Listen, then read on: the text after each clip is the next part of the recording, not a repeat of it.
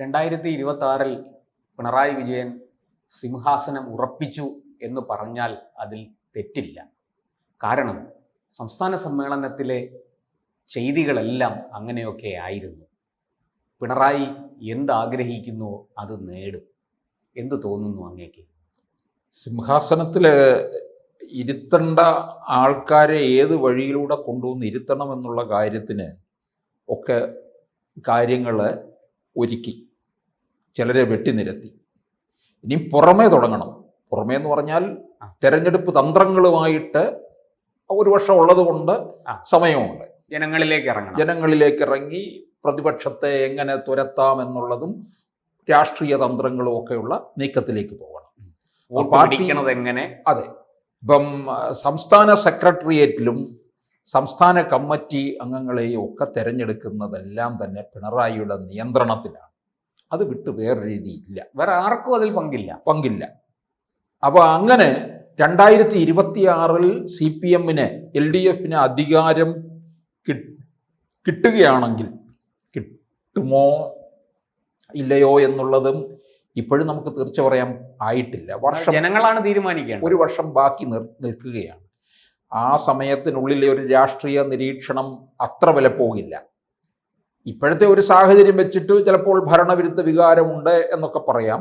അതല്ല, പ്രതിപക്ഷം ഈ ഒരു വർഷം കൊണ്ട് അതിനെയൊക്കെ മറികടക്കുമോ എന്നുള്ളതാണ്. പ്രതിപക്ഷം ശുഷ്കമാണ്, അതുകൊണ്ട് വീണ്ടും പിണറായിക്ക് സാധ്യതയുണ്ട് എന്നുള്ള രീതിയിലേക്ക് പോകും. അപ്പോൾ അങ്ങനെ മുഖ്യമന്ത്രി സ്ഥാനത്തേക്ക് പരിഗണിക്കപ്പെടാൻ സാധ്യതയുള്ളവരെ തിരിച്ചറിഞ്ഞുകൊണ്ട് തന്നെ ഒരുക്കിയിരിക്കുന്ന ഒരു തന്ത്രമാണ് ഈ 2026 വെട്ടി ഒരുക്കണം. അതിനുള്ളൊരു തന്ത്രമാണ് ഇപ്പോൾ കൊല്ലത്ത് കണ്ടത്. ഇപ്പോൾ 2026 അധികാരം കിട്ടുകയാണെന്നുണ്ടെങ്കിൽ പിണറായി വിജയനെ അങ്ങനെ പിണറായി വിജയൻ തന്നെ വരുമെന്നുള്ള രീതിയിൽ ഒരുപക്ഷെ അടുത്ത ഒരു സ്ഥാനം മുഖ്യമന്ത്രി സ്ഥാനത്തേക്ക് വരേണ്ടത് പി രാജീവാണ്. പി രാജീവ് കേന്ദ്ര കമ്മിറ്റി അംഗവും ഒക്കെയാണല്ലോ. അപ്പൊ പി രാജീവന് ആകെയുള്ളൊരു പിന്തുണയ്ക്കുന്ന ആൾക്കാരെ പലരെയും ഒക്കെ അങ്ങ് വെട്ടിനിരത്തും. രാജീവിനെ മുഖ്യമന്ത്രി സ്ഥാനത്തേക്ക് തള്ളിക്കയറ്റുന്ന ആൾക്കാരെ എല്ലാം വെട്ടിനിരത്തും. ചിലരെ വെട്ടിനിരത്താൻ പറ്റത്തില്ലല്ലോ. അതിന്റെ പാർട്ടിയുടെ ചില ചിട്ടവട്ടങ്ങളും അനുസരിച്ച് തന്നെ മുമ്പോട്ട് പോകണം. വെട്ടിനിരത്താൻ പറ്റാത്തത് കൊണ്ട് പിന്താങ്ങുന്നവരെ വെട്ടിനിരത്തും. അപ്പൊ MP രാജേഷിനെ തഴഞ്ഞത് പി രാജീവനെ പിന്തുണച്ചത് മൂലമാണ്. ഈ ഒഴിവില്ല എന്ന കാരണം പറഞ്ഞ് കടകംപള്ളിയെയും പി ജയരാജനെയും ഒക്കെ ഒഴിവാക്കി. ഇനിയും ഈ പി രാജീവും മന്ത്രി റിയാസും വിരുദ്ധ ധ്രുവങ്ങളിലാണ്. അതുകൊണ്ട് പി രാജീവ് കേന്ദ്ര കമ്മിറ്റി അംഗം കൂടിയാണ്. ഇനിയിപ്പോൾ റിയാസിനെയും കൂടി കേന്ദ്ര കമ്മിറ്റിയിൽ കൊണ്ടുവരും. ഇപ്പൊ AK ബാലനെ ഒഴിവാക്കി അല്ലെ സംസ്ഥാന കമ്മിറ്റിയിൽ നിന്ന്. അപ്പൊ ബാലന്റെ ഒഴിവിൽ ഒരാളെ സംസ്ഥാന സെക്രട്ടേറിയറ്റിൽ ഉൾപ്പെടുത്താൻ കഴിഞ്ഞിട്ടുമില്ല. അവിടെയാണ് രാജേഷിനെ ഒഴിവാക്കിയതെന്ന് ഓർക്കണം. അപ്പൊ ബാലഗോപാലും രാജീവനെ പിന്തുണയ്ക്കുന്ന ആളാണ്, ഒപ്പമാണ്. പക്ഷെ അത്ര ശക്തമായിട്ടൊരു എതിർക്കുന്ന ഒരാളായിട്ട്, അതായത് പിണറായി എതിർക്കുന്ന ഒരാളായിട്ടും ബാലഗോപാൽ അങ്ങനെ വരില്ല, രംഗത്ത് വരില്ല. രാജീവനെ പിന്തുണയ്ക്കും. അപ്പൊ രാജീവും റിയാസും വിരുദ്ധ ധ്രുവങ്ങളിൽ നിൽക്കുന്നത് കൊണ്ട് റിയാസിനെയും കൂടി കേന്ദ്ര കമ്മിറ്റി അംഗമെന്ന നിലയിൽ കൊണ്ടുവരണം. കാരണം പാർട്ടി സീനിയോറിറ്റികൾ പി രാജീവന്റെ മുമ്പിലുണ്ട്. ആ സീനിയോറിറ്റി നിൽക്കുമ്പോൾ രാജീവനെ മുഖ്യമന്ത്രി പദത്തിലേക്ക് കൊണ്ടുവരും. പക്ഷെ സാർ, അവിടെ ഒരു ചെറിയ തടസ്സമുള്ളത്, അദ്ദേഹം PB മെമ്പർ അല്ല, പോളിറ്റ് ബ്യൂറോ അംഗമല്ല. പക്ഷെ അതിപ്പോ വരുന്ന ഈ പാർട്ടി കോൺഗ്രസിൽ ഒരു പക്ഷെ അദ്ദേഹം കേന്ദ്ര കമ്മിറ്റിയിൽ നിന്ന് പതുക്കെ PB-യിലേക്ക് അത് ഓട്ടോമാറ്റിക്കലി സംഭവിക്കാവുന്ന കാര്യങ്ങളാണ്. അപ്പോൾ അതനുസരിച്ച് റിയാസിനെയും കൂടി കൊണ്ടുവരിക എന്നുള്ളതാണ്. റിയാസിനെ കേന്ദ്ര കമ്മിറ്റിയിൽ കൊണ്ടുവരും. റിയാസിനെയും പിന്നെ സ്വരാജിനെയും ഒക്കെ തന്നെ കേന്ദ്ര കമ്മിറ്റിയിൽ കൊണ്ടുവരാനുള്ള സാധ്യത ഉണ്ട്. കാരണം അങ്ങനെ കൊണ്ടുവന്നെങ്കിൽ മാത്രമേ ആ റൂട്ട് അങ്ങനെ ക്ലിയർ ആക്കി കൊണ്ടുവരണം പിണറായിക്ക്. പിന്നെ സ്ഥാനത്തിലേക്കുള്ള വഴികൾ മുഴുവൻ തുറന്നിട്ട് അങ്ങോട്ട് മുമ്പോട്ടേക്ക് എത്തണം. അതാണ് ഇപ്പം നമ്മൾ കൊല്ലത്ത് കണ്ടതെന്നുള്ളതാണ്. ഇപ്പം രാജീവും റിയാസും രണ്ട് ധ്രുവങ്ങളിൽ നിൽക്കുന്നതാണ്. അതുപോലെ തന്നെ കടകംപള്ളിയും റിയാസും വിരുദ്ധ ധ്രുവങ്ങളിൽ തന്നെയാണ്. റിയാസിൻ്റെ ഒന്നും കാല് പിടിക്കാൻ പോകണ്ട എന്ന് തന്നെയാണ് കടകംപള്ളി തീർച്ചപ്പെടുത്തിയിട്ടുള്ളത്. ഇപ്പം റിയാസും ഒക്കെ തന്നെയാണ് കാര്യങ്ങൾ നിയന്ത്രിച്ചുകൊണ്ട് മുമ്പോട്ട് കടകംപള്ളിയെ വെട്ടിയിട്ടാണല്ലോ വി ജോയിയെ കൊണ്ടുവന്നത്. അതെ, ജില്ലാ സെക്രട്ടറി സ്ഥാനത്തേക്ക് കടകംപള്ളിക്ക് താല്പര്യമില്ലാത്ത ഒരാളെ കൊണ്ടുവരികയാണല്ലോ ചെയ്തത് തിരുവനന്തപുരത്ത്.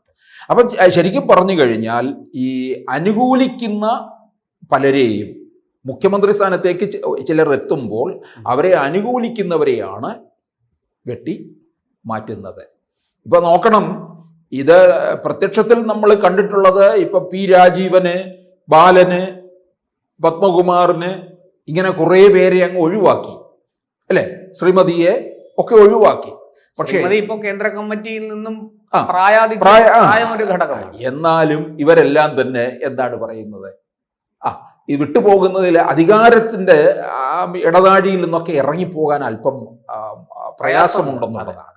അപ്പോൾ എന്തായാലും ഇവിടെ ഇത്തരത്തിലുള്ള കാര്യങ്ങളെല്ലാം തന്നെ പിണറായി വിജയൻ ഒരുക്കിയിരിക്കുകയാണ്. ഇപ്പൊ പി ജയരാജനെ പോലുള്ള ഒരാളെ ഇനിയിപ്പോൾ ആ ഒരു സ്ഥാനത്തേക്ക് പ്രതീക്ഷിക്കണ്ട, അല്ലേ? അപ്പോൾ തീർച്ചയായിട്ടും പിണറായിയുടെ തന്ത്രങ്ങൾ ഫലിക്കുന്ന രീതിയിലേക്കാണ് കാര്യങ്ങൾ മാറിയിരിക്കുന്നത്. അത് 2026 ഇപ്പൊ പാർട്ടി തീർച്ചപ്പെടുത്തിയിരിക്കുന്നത് പിണറായി തന്നെ പടനായകനാകും എന്നുള്ള മട്ടിലാണ്. അങ്ങനെ പടനായകനാകുന്നു, വിജയം ഉണ്ടായിക്കഴിഞ്ഞാൽ പിണറായി തന്നെ നയിക്കും, തുടരും. അപ്പോൾ പിണറായിയുടെ ഈ അനാരോഗ്യം നമ്മളൊക്കെ ഏറെക്കാലമായിട്ട് ചർച്ച ചെയ്തുകൊണ്ടിരിക്കുന്ന കാര്യമാണ്. അങ്ങനെ ആ അനാരോഗ്യ സംബന്ധമായിട്ട് 26 വീണ്ടും അധികാരത്തിൽ വന്നു കഴിഞ്ഞാൽ മാറേണ്ടി വരുമ്പോൾ റിയാസിനുള്ള പ്രവേശിക്കാനുള്ള കാര്യങ്ങളൊക്കെ സുതാര്യമാക്കുക എന്നുള്ള ഒരു കൃത്യമാണ്, പ്രാരംഭ കൃത്യമാണ് ഈ പാർട്ടി സമ്മേളനത്തിൽ എടുത്തിരിക്കുന്നത്, അരങ്ങേറി.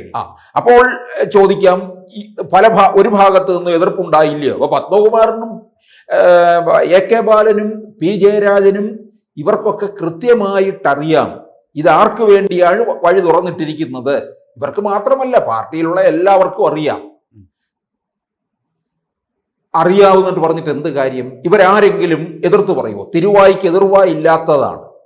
ഇവരാരും തന്നെ എതിർത്ത് പറയുകയുമില്ല. ഇപ്പൊ ബാലഗോപാല് പി രാജീവനെ സപ്പോർട്ട് ചെയ്യുമെങ്കിലും പിണറായിയെ എതിർത്ത് നിൽക്കുന്ന ആളല്ല.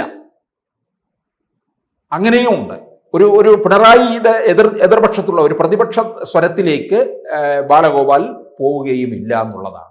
അപ്പോൾ കാര്യങ്ങൾ പിണറായി വിജയൻ വളരെ സുതാര്യമാക്കി മുമ്പോട്ട് കൊണ്ടുപോകുന്നുണ്ട്. ഒന്ന് നോക്കണം, ഇതെല്ലാം നടക്കുന്നത് ഒരു CPM എന്ന് പറയുന്ന ഒരു പാർട്ടിക്കകത്താണ്. കേഡർ പാർട്ടി സ്വഭാവം എന്നൊക്കെ പറയുന്നതാണ്.